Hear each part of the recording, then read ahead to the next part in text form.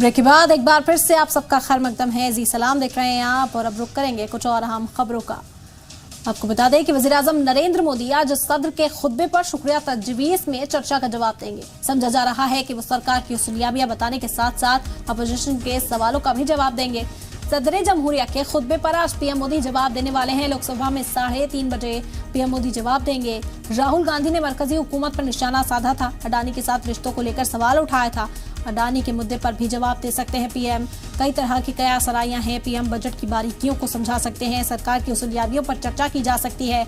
आज़ादी के अमृत महाकाल के तहत जो हुए काम है वो लोगों तक पहुंचाने के लिए पीएम मोदी यहां पर अपने खिताब में उन बातों को भी शामिल कर सकते हैं। इसके अलावा आपको बता दें कि राहुल गांधी ने अडानी को लेकर कई सवाल उठाए थे पीएम मोदी पर, और उन सवालों का जवाब भी दिया जा सकता है पीएम के जरिए। उम्मीद ये भी जाहिर की जा रही है।